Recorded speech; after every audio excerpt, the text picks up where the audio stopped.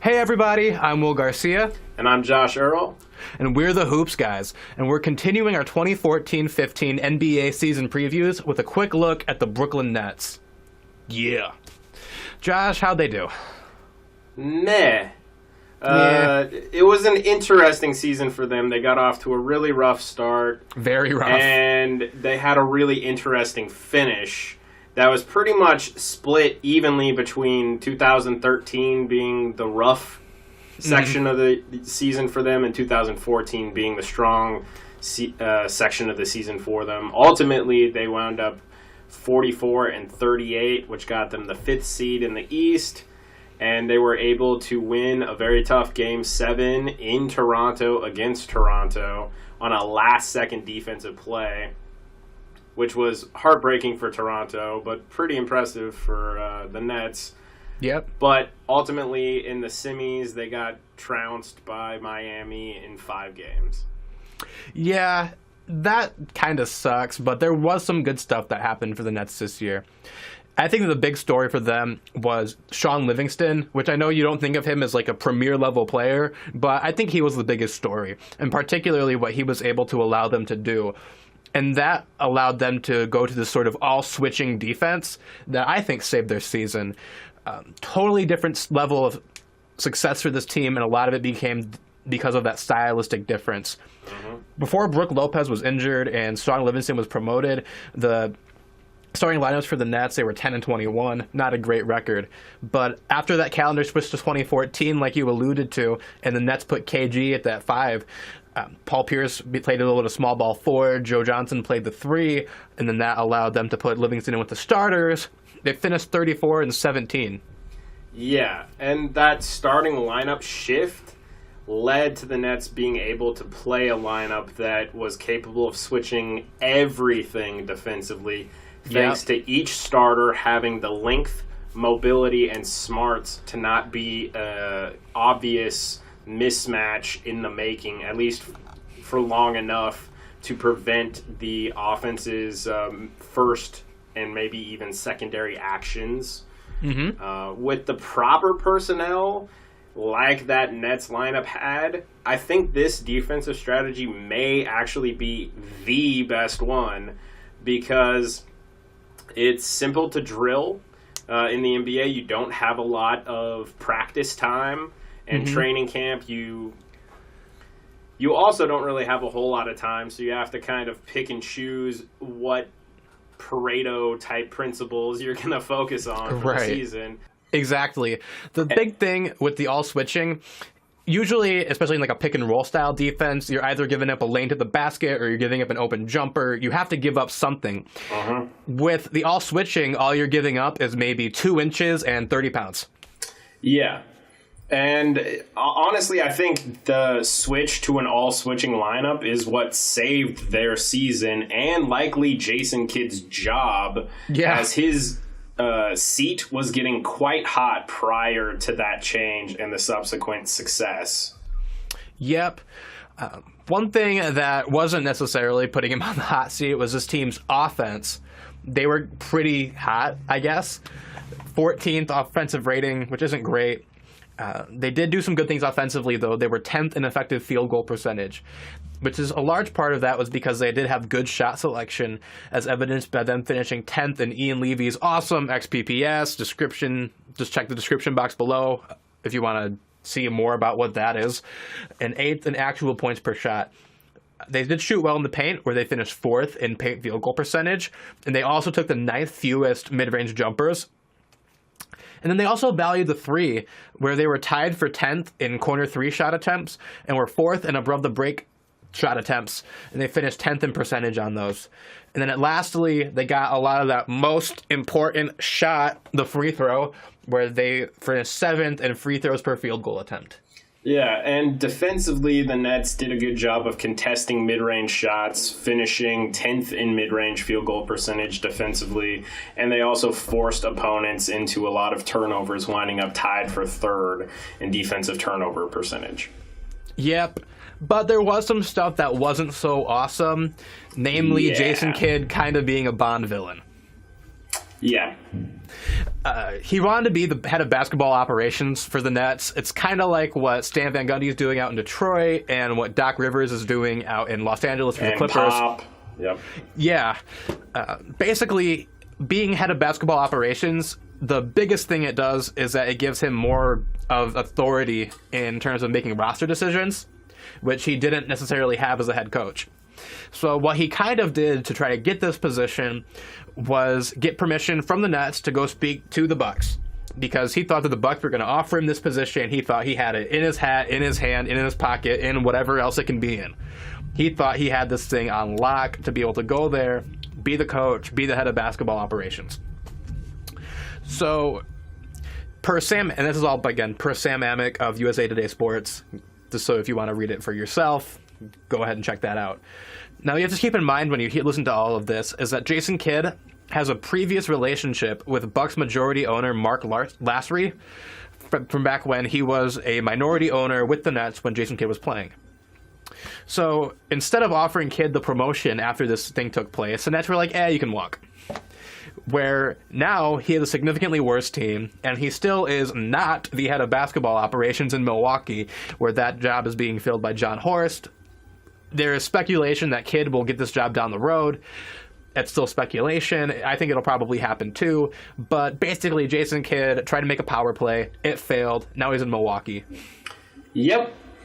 And on the court, not everything went well either.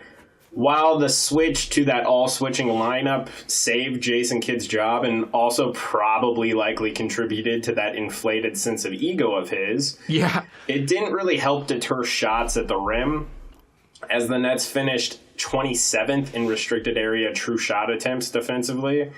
And while the big lineup, and when I say big, I mean big lineup, the point guard was 6'3", 6'4", Deron Williams, 2 guards, 6'7", Joe Johnson's like 6'8", Paul Pierce is like 6'8", 6'9", KG is, let's be honest, he's 7 feet tall, even though he doesn't like to say it.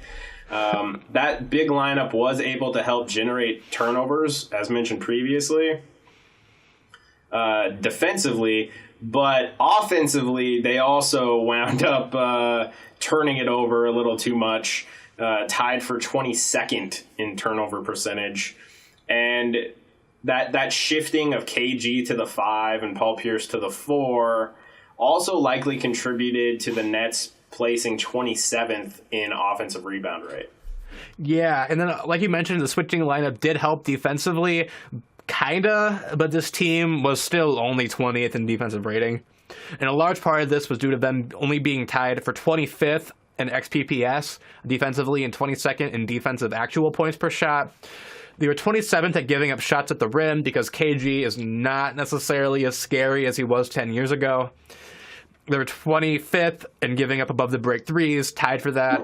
And then they tied for 24th for giving up mid-range jumpers, which meant that teams didn't really shoot that much from the mid-range. And as every analytics person will tell you in like an eighth of a second, mid-range shots are one of the least valuable shots in basketball.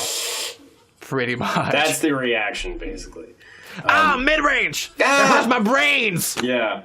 On top of giving up those good shot attempts, opponents were also able to finish well from in the paint, where they were tied for where the Nets were tied for 25th in defensive field goal percentage. From above the break, where they were tied for 24th in defensive field goal percentage. And they also sent opponents to the line way too often, finishing 25th in free throw per field goal attempt defensively. When you add that Brook Lopez's injury and the shifting of Paul Pierce and KG, likely was the reason why they didn't really end opponent possessions very well, finishing just 28th in defensive rebound rate. So the shift helped in a lot of ways, but in a lot of other ways, it was somewhat problematic too. Yeah. One thing that has also been problematic is Brook Lopez and his injuries, because when he's healthy, he is one of the best centers in the entire NBA. He's adept as a mid-range shooter, 38% from 60 to 3 per Basketball Reference. He's also a really good post-shot creator. Simply put, Lopez can get the ball into the basket. And then defensively, I think that he's pretty slept on. I think he's a really, really good rim protector. He has a career average of 1.8 blocks per game. If that's how you like to value rim protection, I personally don't, but that's also an important thing. And then he also, in the 17 games he played, held opponents to under 40% at the rim. Now, mind you, not only are those NBA.com rim protection stats kind of not the end-all, be-all, and also 17 games, so there is some sample size in that. But when he is on the floor, he is a good rim protector, and the few numbers that we do have to validate that look to be in his favor. Now, the one big criticism with Brook Lopez is that he isn't a great rebounder, which I totally understand, but the one thing he does is box out. Yep. And his career on-off stats, again, basketball reference, show that the Nets are only 1.3% worse at total rebound percentage when he plays. However, like we kind of got to earlier, a lot of foot injuries, a lot of ankle injuries, so he has to stay on the court.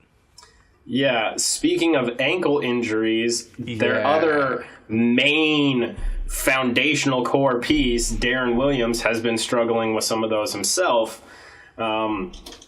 He was a little more healthy this year, but he didn't really overly light his team's namesake on fire. He posted his worst points per game and assist numbers since his rookie year.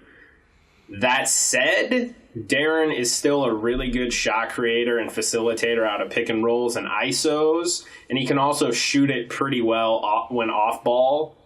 And you combine that with the physical size to punish smaller guards in the post, as well as make them notice his presence defensively. He's definitely still an impactful player when healthy.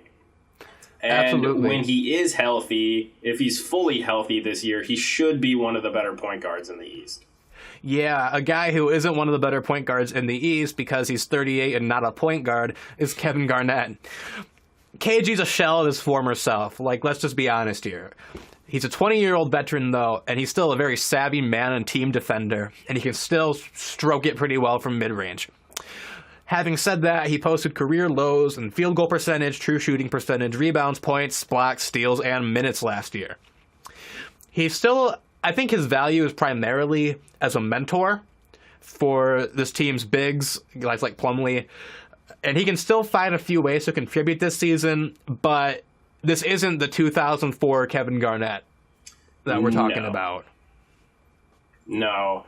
One of the main guys who has been pretty consistent compared to the rest of the core that we just mentioned so far with the Nets is Joe Johnson. Now, due to having the third highest annual salary in the NBA, only Amari Stoudemire and Kobe Bryant make more than him this year. But I think that salary, combined with the fact that he's not posting LeBron James-type numbers, has kind of led to this perception that he's overrated, and strongly so. But is he really? Nah. I mean, he's one of just 16 players in the last 5 seasons to shoot 45, 40, 80 splits or better on over 10 field goal attempts per game. Yeah. So he's a very efficient scoring threat. And he's got one of the most well-rounded scoring skill sets for a wing player in the NBA. He can score off the bounce in ISOs or pick and rolls. He runs the floor well in transition. He's good at scoring off ball, whether that's through cuts or off screens or picks from teammates. And he's a knockdown catch and shoot guy when he's spotted up and he gets those opportunities. And on top of it, he's one of the best post scorers from the wing in the entire NBA. The only other wing that I would probably put over him for sure would be Kobe. Yep. And to put this kind of in context, so last year he played on a team that has guaranteed Hall of Famers in Kevin Garnett and Paul Pierce. and damn good scorers in Deron Williams and Brook Lopez. Yeah. But guess who got the call every single time a clutch shot was needed? It was Joe Johnson. Is he overpaid? Probably. Yes. Is he overrated? No. No. In fact, I would say he's underrated. Yep. I totally agree with that. I'm kind of interested. I'm not a huge Jarrett Jack fan, but I am really interested, and I really like it when there are guys on benches who can approximate what the starters do. I think that ends up being pretty valuable in terms of cohesion in your offensive system, or in the case of an injury, or it makes things really nice in terms of the way like lineups work together. Yep. And I think that Jarrett Jack is a reasonable approximation of Deron Williams in a lot of ways. He's a reasonably effective backup point guard, and he isn't the best defender, but like Deron Williams, he primarily earns his bread in pick and rolls. That's what he's really solid at. And then he's an okay, kind of streaky, but decent shooter who is also pretty solid off the catch and can do some pretty interesting stuff in like catch and shoot situations. So I think he's going to provide a lot of value as one of the primary options off the bench. And one thing that I think you should be looking out for, I think everyone should be looking out for, are a lot of cool Jarrett Jack, Miles Plumlee sort of lobs going on. Yeah. Because out of pick and roll, that's always going to be pretty fun. Yeah, another major addition for the Nets this year is Bojan Bogdanovic. Yeah, he actually got his name right. Of course. He's a 25-year-old rookie with high-level international playing experience. And in that international playing experience, he's shown himself to be very highly capable scorer off ball as well as on ball, and a pretty solid defender too. When you factor in his experience and his skill sets, I think he should easily be able to make an immediate impact on this team that lost some pretty significant players from last year. Yeah, and one of those significant players from last year is Paul Pierce. He, like KG, it's kind of the thing where he isn't necessarily the same player that he was in his prime. A lot of that was due to him being in a somewhat smaller role last year.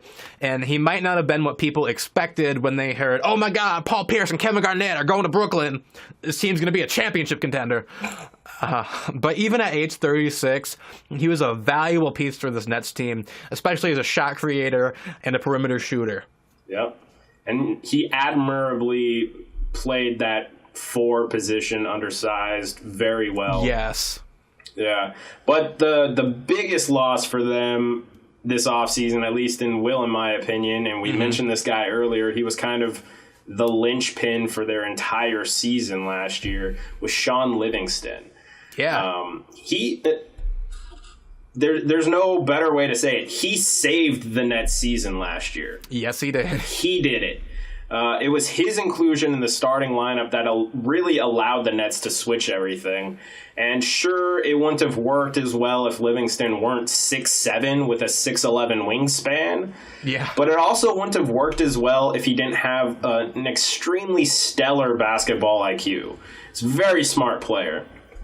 His facilitation and team defense were absolutely essential for that Nets strong finish.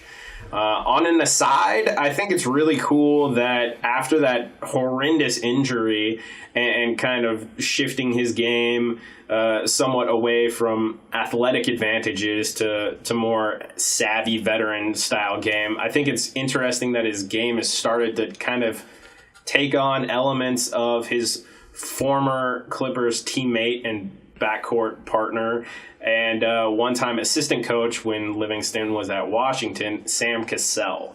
Yeah. Livingston has a really strong post-up game for a point guard, and he's got a killer mid-range jumper just like Sammy did. So, all without looking like E.T. Yes, and he doesn't look like E.T. So aside over, I think the Nets are really going to miss Shaun Livingston this year. Yep. But one thing you're not going to miss, because it's always in our team previews, is a segment we like to do called 5 Questions. In this segment, Josh and I ask each other 5 questions about the team we're covering. Then that lets us get on stuff that we otherwise wouldn't have been able to get to. So Josh, you got the first question. Yep. Come at me, man. All right, so with several core players having lengthy injury histories or lots and lots of mileage on them. Will we actually see Lionel Hollins play some of these young players some minutes? Guys like Markel Brown, Will's boy. Trust me, Will loves Markel Brown. I love Markel. Sergei Karasev, who they traded for. Corey Jefferson, he was the last pick. He was quote-unquote Mr. Irrelevant. But he's got an intriguing skill set for a big man, and they don't really have a lot of youth. So with the long-term kind of cloudy, cloudy's a nice way of putting it, and the short-term also kind of cloudy due to those injury histories and the age and mileage on the core players. Will these young guys get some run? I think that injury is the biggest thing right now. So far through 6 games, there is a clear 9-man rotation. And that rotation is Deron Williams, Joe Johnson, Brook Lopez, Bojan Bogdanovic, Jarrett Jack, Kevin Garnett, Mirza Teletovic, Allen Anderson, and Mason Plumlee. Yep. If you are not one of those guys, you aren't getting minutes. Yeah. At least right now. Having said that, this is a very injury-prone team, and if an injury does happen, you never know. If Deron Williams goes down, that might be a good reason to bring someone like my boy Markel, who, total aside, best dunker in this draft class. You can save your Wiggins, your Aaron Gordon, your Zach LaVines. Look up this guy's footage. It's amazing. But he's a really good player that they could definitely use right away. If a guy like KG starts running out of gas, or if Lopez goes down, that might be the time to bring in Jefferson, like you mentioned, who, by the way, another, like you mentioned, really solid pick, especially at 60. Yep. It's in terms of just a glue guy who you don't necessarily need to run plays for, but solid defense. Anytime you can get defense out of a rookie, oh my. And a big who's shown an ability to stretch the floor at least a little bit. Yes. Yeah. And then Karasev, I'm not so sure if he's going to get too many minutes, but I am very intrigued by his skill set, especially like you mentioned with stretching the floor. If Jefferson can stretch the floor a little, Karasev can stretch the floor a lot. Yeah. So it'll be interesting to see if any of those guys get minutes, but I ultimately don't think they do. The young guy who's going to be getting the minutes, they're going to be Bogdanovic and obviously Plumlee. Yep. I concur. I wish it weren't the case, but yeah. Yeah. So as a bit of a more philosophical and organizational question, do you think that the Nets' struggles last year, despite having a bunch of money, seemingly like endless checks being able to get written from, do you think that this disproved the notion that spending a lot of money translates to winning games? Nope. Doesn't disprove it. People are still gonna cling to that false narrative that the big markets are always gonna win. They're always gonna be better because they're bigger markets. So who was in the conference finals last year for all 4 teams? Let's be honest here. Yeah. So we have Oklahoma City, tiny market, San Antonio, small market, Miami, funnily enough, small market, and Indiana, small market. Yes. One thing, and I apologize if this gets ranty, and I'll try to keep it short. Market size really only matters in terms of television contract stuff. That's all. Mm-hmm. Players don't go to some team. They don't go to LA or to New York or Brooklyn or to Houston because, that's a big TV market. No, they go because it's a lifestyle market. It's an attractive place to live. And as we noted, all of the conference finalists last year were not from some major market. And look at how the Knicks and the Lakers have been the last couple of years. Yeah. Market size is irrelevant, so stop clinging to this narrative that the big markets are the bullies. That's not even a thing. It's the New York Yankees effect. It's just the overall sports thing. And in English Premier League soccer, it's usually the teams that have the deepest pockets, and the teams that have the deepest pockets tend to be larger markets because you tend to have more available revenue streams and you can charge out the butt. I'm looking at you, New York, with those ticket prices. You can charge a ton of money for every single element, the tickets to all the ancillary income in terms of concessions, parking, all that stuff. So that's, if the big markets have any power, it's only because they have more revenue. But there are things in place to prevent that from being problematic. If you are a fan of a team that isn't in one of the biggest markets, you have to love the CBA. Yes, the newly implemented graduated luxury tax penalties, that's pretty much curved that. The only person who seems to not care at all is Mikhail Prokhorov, because the guy does not care about money whatsoever. He's just handing Billy King blank checks and letting Billy run with it, which is insane. But and look what it's got them. Yeah, they struggled until they lucked into a new systemic one of their change. One of their least paid players is the one who wound up helping them win the games. Yeah, and it isn't about the money. Ultimately, it doesn't matter the size of the market for television viewership. It doesn't matter how much money the ownership has available to them. Ultimately, what matters is management. Does your team have good management in place? And the Nets, no. Yep. Totally agreed. But let's segue into a different question that'll hopefully be a little less ranty. How will Lionel Hollins coming in to replace Jason Kidd, how's that going to impact the Nets on the floor? Yeah, well, sort of like this Miles Davis t-shirt that I'm wearing, Lionel Hollins is old school. Yes. Very old school. He's so old school that he makes old school look new school. That doesn't even make sense. But one thing that he does do, he isn't a huge analytics guy, at all. You know how we said that mid-range people go when mid-range shots come up? Lionel Hollins goes when analytics come up. So I wouldn't be surprised if there were more mid-range jumpers. I wouldn't be surprised if the all-switching thing is gone, because as of right now, I'm not seeing it. Well, they wouldn't be able to do it anyway. They don't have the personnel anymore. Yeah. This is going to be an old-school team aesthetically, and for better or worse, that's just kind of how it's going to be run. Yep. Look forward to a lot of Brook Lopez post-ups and Deron Williams and Joe Johnson ISOs this year, guys. If that's something you want to look forward to. Well, you'll see that, is what I mean. Okay, so we've kind of trashed on Billy King a little bit, but do you think he's on the hot seat?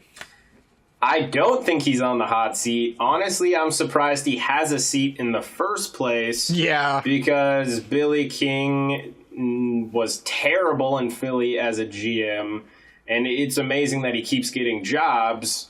One of the things that tends to be kind of problematic in the NBA, and this is more so kind of changed on the coaching side, and it's only slowly changing on the front office side, is experience in the position is highly valued.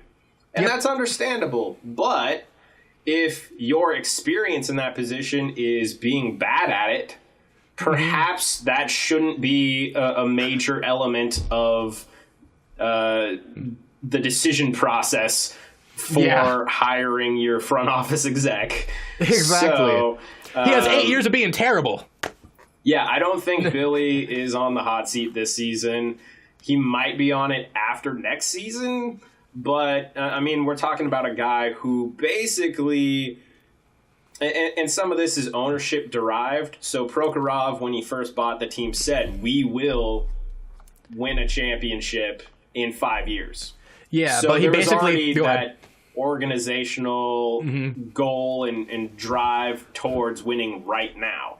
And because of that, Billy King made a deal with Danny Ainge over in Boston to take on 3 players who are all over 35 years old in Paul Pierce, Kevin Garnett, and Jason Terry. And it was kind of a swing for the fences type move. And like I mentioned about Dante Exum in the Utah Jazz preview, check it if you like this preview. Swinging for the fences has a tendency to both increase your chances at crazy success and glory, and also simultaneously drastically increase your chances of striking out and looking like a fool. And in that deal, it was kind of one of those swing for the fences things that, okay, now we have like a 1 to 2 year chance at winning a championship. But obviously that didn't work out. And in the process, they're basically devoid of picks now. Yeah, they basically traded their future to win 44 games 1 year. Yeah, so next year... They lost year, their pick in 2015 because the Hawks have the right to swap, and that'll probably wind up happening. In 2016, the Celtics get the pick. In 2017, the Celtics get the right to swap. Yep. And in 2018, the Celtics get the pick. Yep. So Billy King gave up their next 4 draft picks, basically, for 3 guys over the age of 35. Yep. He's not on the hot seat, but he should be on the hot seat. He shouldn't even be on the seat. True. Part of the problem, like we mentioned, is Billy King, but another part of the problem is that Brook Lopez and Deron Williams, the 2 truly foundational core pieces long term, have pretty significant injury histories, especially lower limb injury histories, which is particularly problematic for Brook. And when you factor in that the rest of this core, Joe Johnson and KG are older than 33. And we mentioned all of their young players. They've only got Markel Brown, Corey Jefferson, and Sergei Karasev as young players, and their rookie who's actually getting playing time. Oh, and Plumlee counts. And then their only rookie who's really getting playing time is a 25-year-old who has plenty of pro experience already. Yeah. So the long-term pieces, it's kind of cloudy. What is this team's long-term plan? Well, their long-term plan should be get rid of Billy King, get into someone who actually knows what they're doing. But I honestly don't know. Those 35-year-old dudes, 2 of them are gone. 1 of them is going to be gone. Are they going to try to build through free agency? Kind of hard to attract free agents when you're not winning. Are they going to build through the draft? Kind of hard when you don't have picks. They're in between a rock and a hard place, and I don't know how they get out.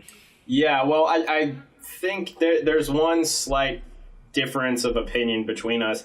I think I agree that they're definitely not going to build through the draft because they won't be able to.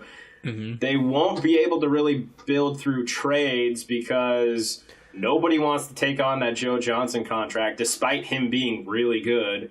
Yeah. Likewise, Deron Williams is being paid over $20 million, around $20 million a year for the next 3 years, and Brook Lopez is on a max contract, and everyone else is kind of not really proven, not really getting a whole lot of minutes, and also on probably higher than market value contracts.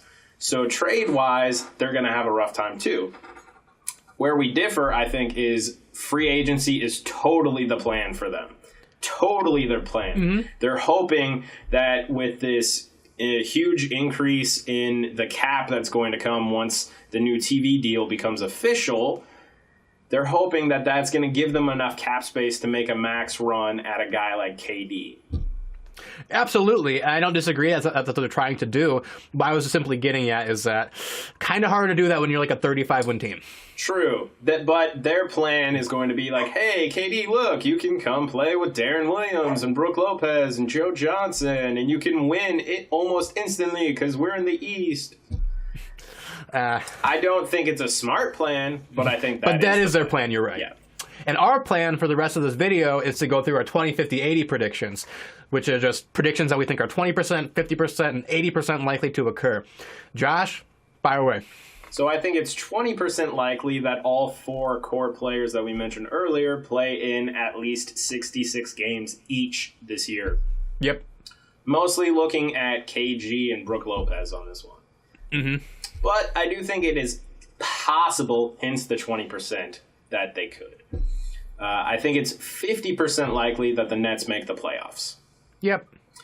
And I think it's 80% likely that it's actually more like 100%, but I'll give a buffer. It's 80% likely that 2 of the absolute best elite individual and, more importantly, team defenders I've ever had the pleasure of seeing in KG and Andrei Kirilenko will retire following this season. Yeah. That's pretty sad. Yes. One thing that isn't sad is that I think it's 20% likely that Deron Williams makes the All-Star team. That could be pretty cool. I mean, there's a lot of good guards in the East. You've got Kyrie Irving, you've got Rondo. There are other players. You have John Wall, who are going to be getting a lot of All-Star consideration at that point guard position. But Deron Williams, if he bounces back, he'll be in the contention for that. Yeah, if he puts up good numbers, he will. Yep. I think it's 50% likely that Bojan Bogdanovic makes the all-rookie first team. And before people explode, well, hang on a second. Let's rewind here. So out of rookies who are going to be getting consistent minutes, you have Jabari Parker, you have Nerlens Noel, you have Andrew Wiggins, you have Alfred Payton, and you have Bojan Bogdanovic. The other guys, like Doug McDermott, there's a bit of a minutes cloud thing there. Same with Nick Stauskas. We're seeing that in a lot of places. Bojan Bogdanovic, because he is first and primarily a scoring threat and a shooter, he's going to get points per game. That's how this thing sort of works, so I think he can make it in. Yeah. And I think that's 80% likely that Brook Lopez misses 20 games, which is sad, but it's true. Yeah. So that's not very good, but I think this team's going to be kind of good. Like a C, maybe C plus team.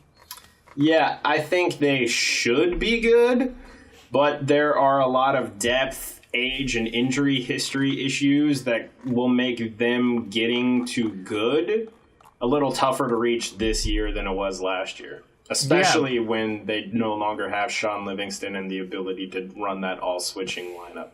Yeah, but if you thought this video was good, leave a thumbs up. If you didn't think it was good, leave a thumbs down. Maybe say why in the comments section. And if you did like this video, consider sharing it via Twitter, Facebook, carrier pigeon, Morse code, telepathy, whatever you have to use to do it. And then also consider subscribing to stay notified of all of our future videos. I think that's a wrap, guys. Thank you very much for watching. Take care, everyone.